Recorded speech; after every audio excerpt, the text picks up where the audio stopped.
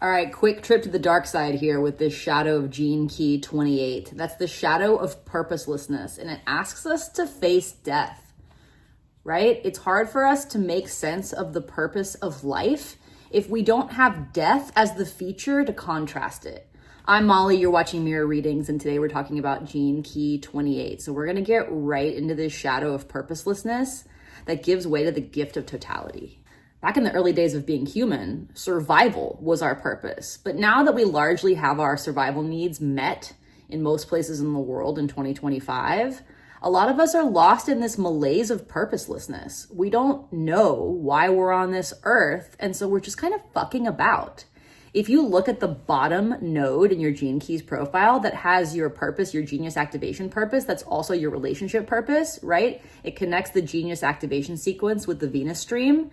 You'll get some insights into what you're here to do and hopefully bypass this whole pouting about being purposelessness thing that I know a lot of us are suffering from. Purposelessness can make life feel hollow and pointless, right? You know that little voice that's like, what's the point? It's the same voice that can't wait to say fuck it, right? That's the shadow of purposelessness in action.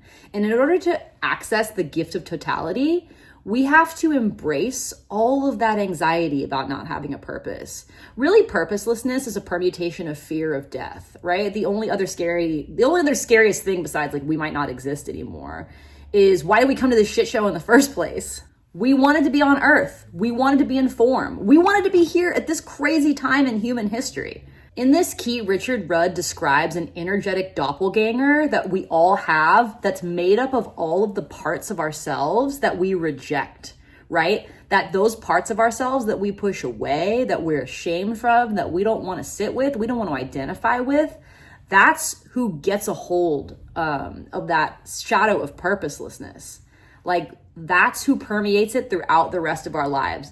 We have to open up our hearts to ourselves and really go on a scavenger hunt, a treasure hunt, if you will, to look for those parts of self that we've abandoned. And that's how we embrace our own totality. Totality asks us to find purpose alongside of fear.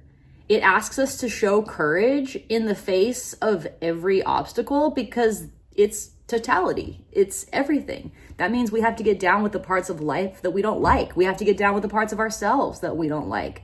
Only from embracing this totality, the good, the bad, the everything, do we begin to relax finally. Totality is a deeply mythic path. It's the hero's journey, and it's embracing a mix of comedy and tragedy and knowing that all of the great things in life have a strong combination of each. People embodying this gift handle life with style.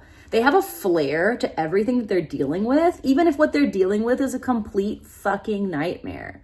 They do it with grace. They do it with ease and with a wicked sense of humor. Totality is willing to let go of the purpose of any moment, willing to let go of whatever the ego story is of whatever the purpose should be, and just embrace whatever is happening, whatever the creator has planned. Totality has certainty baked into it. And certainty is this notion that we're going to get the best out of anything in life if we show up with total certainty that it's the best thing for us and a willingness to be totally committed to it.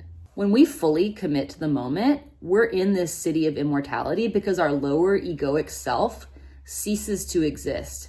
As we completely give ourselves to whatever the moment needs, right? As we embrace that totality, we literally become immortal because we're now more identified. I mean, spoiler, we were always immortal, but we can actually feel that because we're more identified with our divine soul self than we are with our little human identity. When we learn to completely live in the moment, time and thus death no longer exist. We're completely free. And there's a very pleasant feeling of detachment that comes from being in this state. In order to be in that gift of totality, we have to have a certain amount of detachment, right? We can't get too attached to the things that bum us out. And in totality, we're embracing everything. This gene key describes absorbing our lower animal nature into our higher nature. That's what I mean about our ego disappearing into our higher self, right? That the immortality of our souls becomes what we primarily identify with over our quote unquote lower animalistic selves. And then we embody divine purpose in life. We know that we're a soul just on another quest playing human, right? Just down here in form, fucking around, finding out.